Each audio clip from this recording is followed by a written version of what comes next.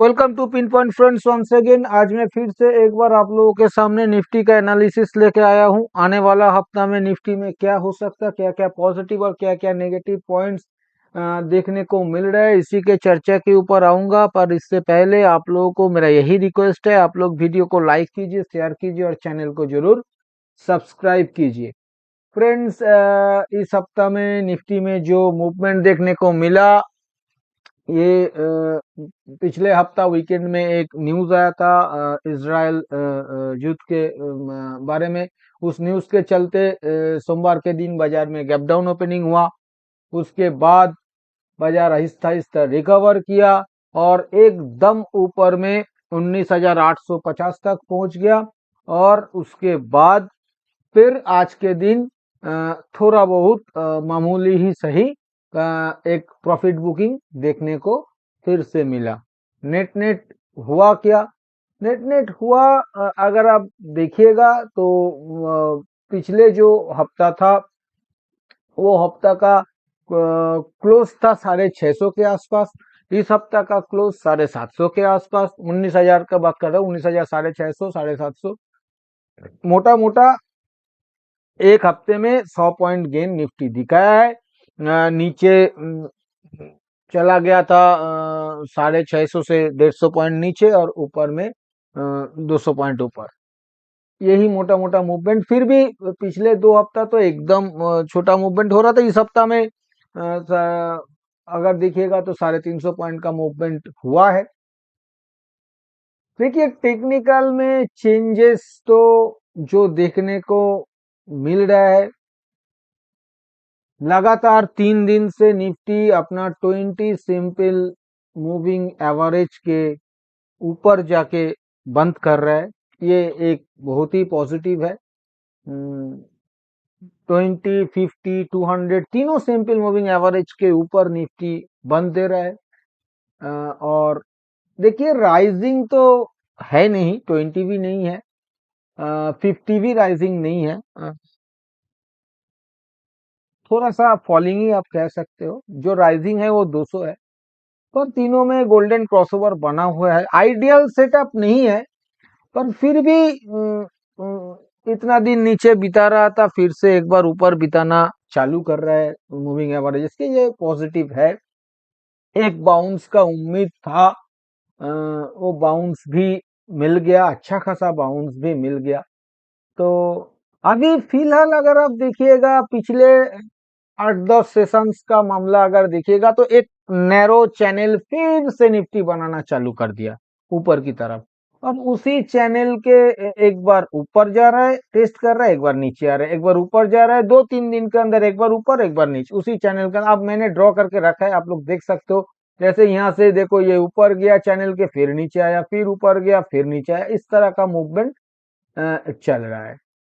जहां तक retracement theory के जरिए देखा जाए तो लास्ट जो डाउन स्विंग हुआ था ऊपर में 20,200 से नीचे 19,300, इसका अगर गोल्डन रिट्रेसमेंट लेवल देखा जाए तो वो 61.8% लेवल, वो 19,880 के आसपास आ रहा है।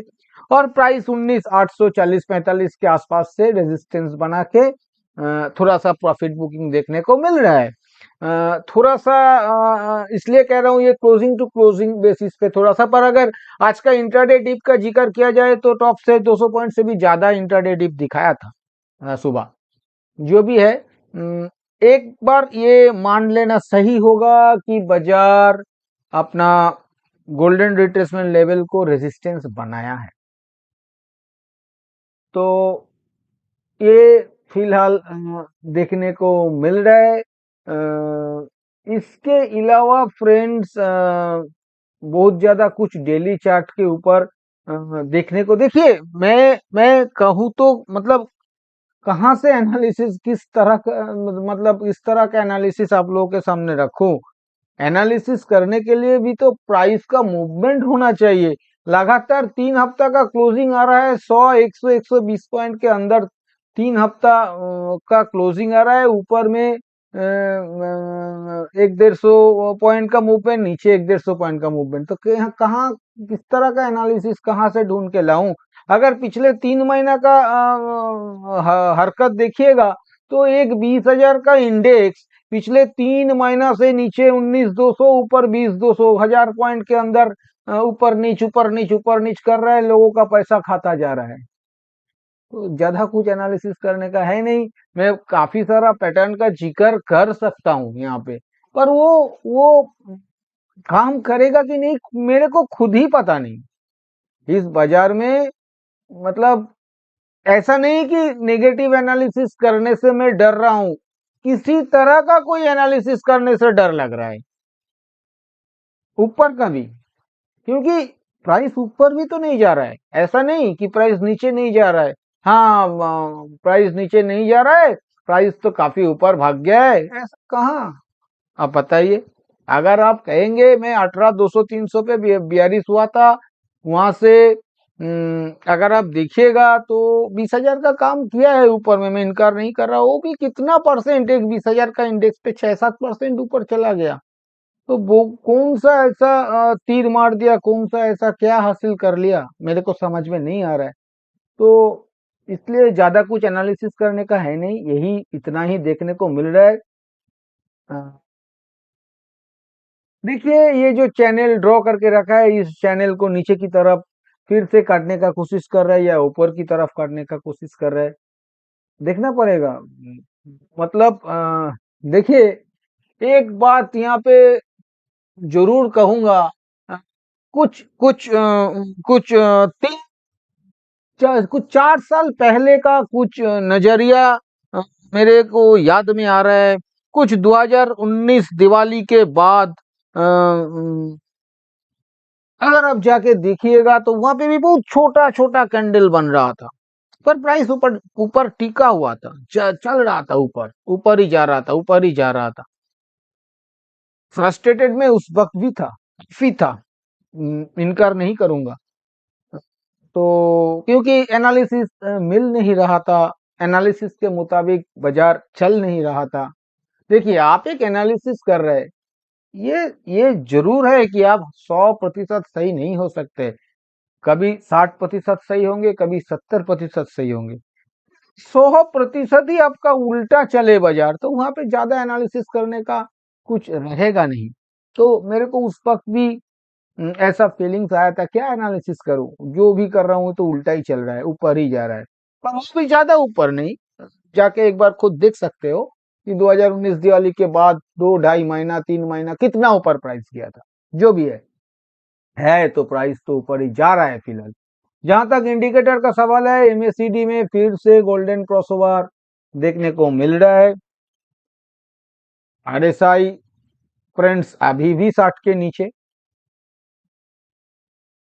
देखिए, ये मिक्स्ड कहूंगा, बहुत ज्यादा पॉजिटिव नहीं है। अभी मैं एक बार वीकली चार्ट के ऊपर आ रहा हूं।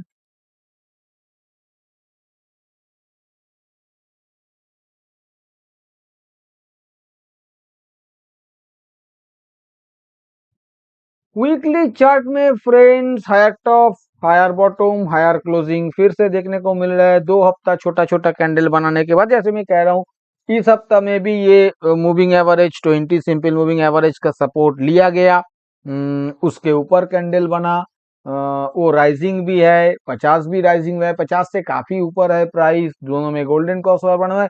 वीकली पे सेटअप पॉजिटिव है मूविंग एवरेज के जरिए अगर देखा जाए। कैंडल भी ग्रीन कैंडल है इस हफ्ता में। ये सब तो है, पर यहाँ पे एक छोटा चीज जो देखने को मिल रहा है, अम, लालच को कंट्रोल नहीं कर पा रहा हूँ, इसलिए थोड़ा बहुत दिखा रहा हूँ। इसके इसके ऊपर कोई मतलब जल्दबाजी में कोई डिसीजन मत लीजिएगा, सिर्फ दिखाने के लिए दिखा रहा हूँ, आईने का काम करने का कोशिश कर रहा हूँ। देखिए एक बार, ये कोविड का लो से जो रन हुआ है, उसका ट्रेंड लाइन है। वो ट्रेंड लाइन काटा था, उसके बाद एक अच्छा खासा डाउन ट्रेंड कुछ महीने का देखने को मिला था। उसके बाद ये, अगर आप देखिएगा 2022 का जो 15,183 वाला लो है, वहां से जो ऊपर का रैली आया था उस ट्रेंड लाइन को भी काटने के बाद यहाँ पे कुछ दिनों का मतलब अच्छा खासा डाउन ट्रेंड एक देखने को मिला था।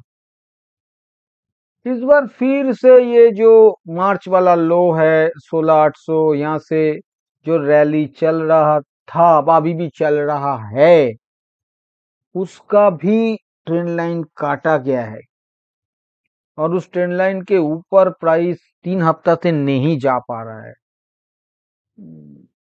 बस इतना ही कहूंगा, इसके चलते क्या हो सकता है आप खुद सोचिए।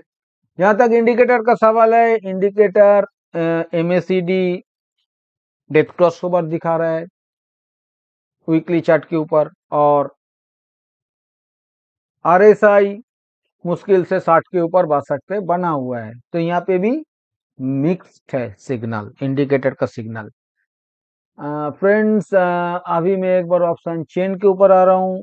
ये मैंने आने वाला हफ्ता का ऑप्शन चेन ओपन किया है 19 अक्टूबर वाला। यहाँ पे क्लोज आया है निफ्टी का 19,750।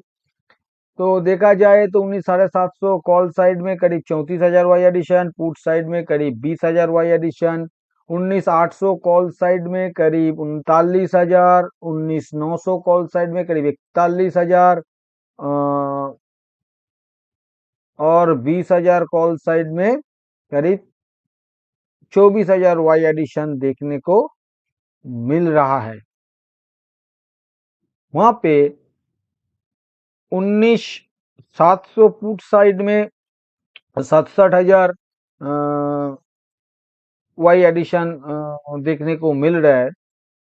19,600 पुट साइड में 53,000 करीब वाई एडिशन देखने को मिल रहा है और 19,500 पुट साइड में करीब 30,000 वाई एडिशन देखने को मिल रहा है। देखिए, सीधा आंख से देखा जाए तो ऑप्शन चेन न्यूट्रली नजर आ रहा है, पर यहाँ पे 19,800 का जो पुट है, जो यहाँ से सिर्फ 50 पॉइंट ऊपर है, वहां पे 27,000 अनवाइंडिंग है। 19,850 के पुट में 13,000 अनवाइंडिंग, 19,900 के पुट में 3,500 अनवाइंडिंग। जो स्मार्ट प्लेयर लोग है वो लोग ज्यादा कॉन्फिडेंट नहीं है ऊपर जाने के मामले में, नहीं तो ये पुट को अनवाइंड नहीं करते। वहां पे अगर कॉल साइड में देखा जाए, जो 50 point in the money call है 19,700 का कॉल, वहां पे करीब 53,000 वाई एडिशन देखने को मिल रहा है। अगर 19,600 का कॉल देखेगा वहां पे भी करीब 11,000 एडिशन, 19,500 का कॉल में भी 3,500 एडिशन वाई। ये थोड़ा सा मामला गड़बड़ लग रहा है, अदरवाइज न्यूट्रल ऑप्शन चेन है। फ्रेंड्स, अभी मैं आऊंगा कंक्लूजन के ऊपर। कंक्लूजन के ऊपर आने से पहले मैं आने वाला हफ्ता के लिए सपोर्ट और रेजिस्टेंस का जिक्र करूंगा। आने वाला हफ्ता के लिए नीचे जो पहला सपोर्ट देखने को मिलेगा वो 19,600 पे देखने को मिलेगा, दूसरा सपोर्ट 19,450 और तीसरा सपोर्ट 19,300 पे देखने को मिलेगा। ऊपर में पहला रेजिस्टेंस 19,880, उसके बाद दूसरा रेजिस्टेंस 20,050 और उसके ऊपर तीसरा रेजिस्टेंस 20,200 पे देखने को मिलेगा। जहां तक स्ट्रैटेजी का सवाल है, अभी भी बाय ऑन डिप्स का स्ट्रैटेजी रखा जा सकता है किसी भी सपोर्ट लेवल के नजदीक 40-50 पॉइंट के स्टॉप लॉस के साथ, 90 से लेके 100 पॉइंट के टारगेट के लिए। किसी भी रेजिस्टेंस काटने के बाद बिल्कुल ब्रेकआउट बाय लिया जा सकता है 40-50 पॉइंट के स्टॉप लॉस के साथ, 90 से लेके 100 पॉइंट के टारगेट के लिए। जहां तक सेल ऑन राइस का सवाल है, सेल ऑन राइस बिल्कुल किया जा सकता है किसी भी रेजिस्टेंस लेवल के नजदीक, पर छोटा स्टॉप लॉस के साथ 25-30 पॉइंट स्टॉप लॉस के साथ 70-75 पॉइंट टारगेट के लिए सेल ऑन राइस अटेम्प्ट किया जा सकता है। जहां तक ब्रेकडाउन सेल का सवाल है, ब्रेकडाउन सेल फ्रेंड्स, मेरे ख्याल से ये जब तक दूसरा सपोर्ट लेवल नहीं काट जाता, मतलब 19,450 के नीचे ही ब्रेकडाउन सेल लेना चाहिए 40-50 पॉइंट के स्टॉप लॉस के साथ, 90 से लेकर 100 पॉइंट के टारगेट के लिए। पर पहला सपोर्ट लेवल काटने के बाद ब्रेकडाउन सेल मत लीजिएगा, सिर्फ और सिर्फ दूसरा और तीसरा सपोर्ट लेवल काटने के बाद ही ब्रेकडाउन सेल अटेम्प्ट करना चाहिए। फ्रेंड्स, इस वीडियो में मैंने आप लोगों के साथ जो भी चर्चा किया ये सभी मेरा खुद का एनालिसिस के ऊपर लिया हुआ मेरा पर्सनल व्यू है। ये क्योंकि ये एडुकेशनल पर्पस है और ये कोई बाय सेल रिकमेंडेशन नहीं है, और मैं भी कोई सेबी रजिस्टर्ड एनालिस्ट नहीं हूँ, इसलिए इसके ऊपर किसी भी रियल ट्रेड लेने से पहले आप अपना खुद का फिनेंशियल एडवाइजर का सलाह लेके ही रियल ट्रेड लीजिएगा। और अगर वीडियो आप लोगों को पसंद आया तो वीडियो को लाइक और शेयर करना मत भूलिए। थैंक यू दोस्तों, हैप्पी ट्रेडिंग।